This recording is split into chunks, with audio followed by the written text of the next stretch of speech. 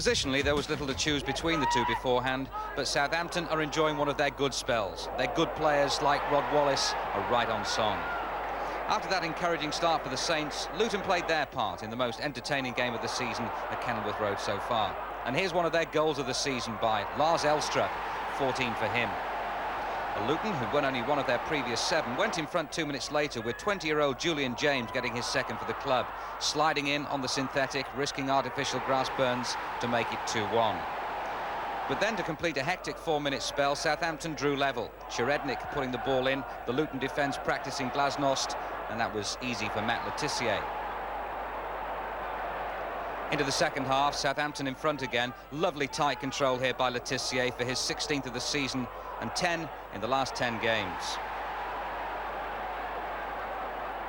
Outstanding goal coming up, Southampton really buzzing. Alan Shearer, a fine exponent of touch play and a great foil for Le Tissier, and Wallace in this case, and that was Rod's 12th of the season, well over half an hour left.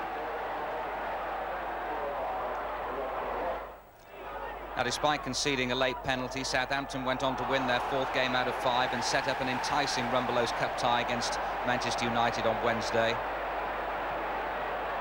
Little shove in the back, Cherednik on Kingsley Black. Plenty of protests, but we reckon the referee was dead right. Now, John Dreyer gets up to all sorts of antics when he takes penalties, but he takes them well. 4-3, that's how it finished.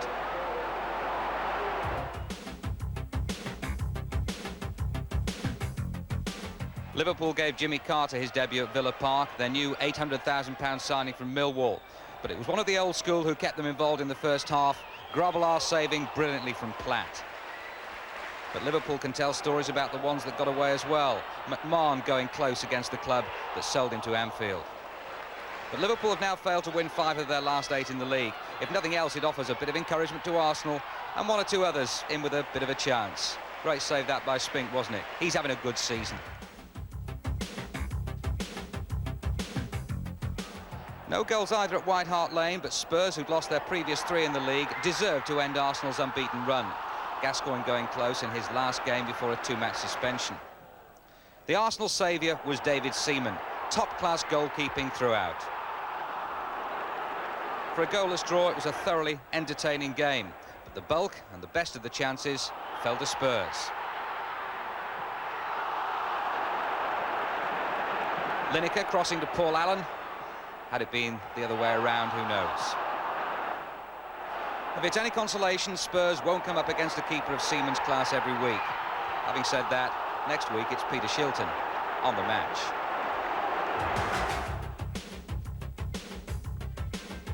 So the top 3 only Crystal Palace gained maximum points. The only goal of the game came with 15 minutes to go. One of their unsung heroes, Eddie McGoldrick, penetrating and persevering to set up Mark Bright for his 12th of the season. 4 points off the top, one of those in with a bit of a chance.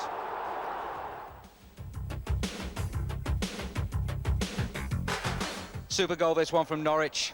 Great touch from Robert Fleck to get Jeremy Goss away.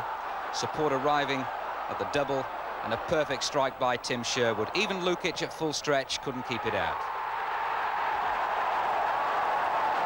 Confidence seems to come and go at Carrow Road, rather like a change in the weather. It's high-pressure stuff at the moment. Dale Gordon with Robert Fleck to thank.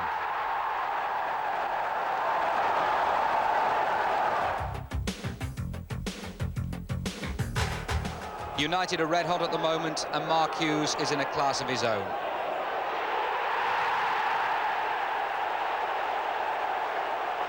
But the man of the match was Lee Sharp. That's why United 2 up after quarter of an hour. Brian McClare with his 13th of the season, 5 in 5.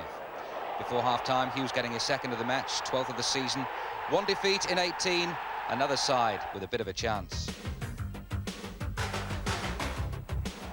Troubled times at Stamford Bridge, but at least Chelsea ended a losing sequence of 4 games on the trot. A goal in each half by Gordon Durie against a QPR side that's lost 12 of the last 15 games. Durie's 10th of the season was a brilliant header, leaving Rangers 1 off the bottom and with the worst defensive record in the division.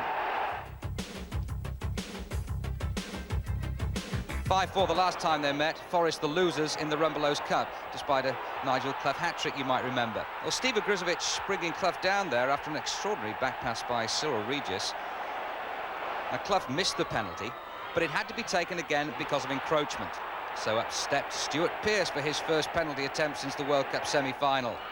Similar outcome, but not the time and place for tears. It's certainly not in Pearce's nature when there's still work to be done. Nigel Clough almost got into a goal-scoring position for Forest first, but it would have been akin to stepping in front of an Intercity Express going at full pelt. Pearce 1-0, and no one was about to argue. But Clough, courtesy of Pearce, eventually got into the goal-scoring act.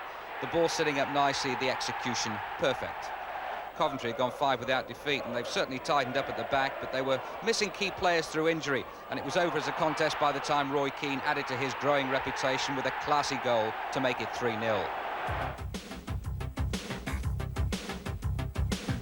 Only Roy Wegley scored more First Division goals so far this season than John Fashanu.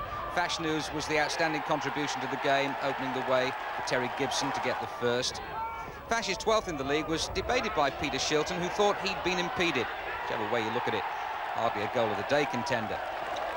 Now we're off to Derby for the match next Sunday. It'll be worth it just to watch Dean Saunders. He's not just a goal scorer, he's unselfish, brave, resourceful, cheeky.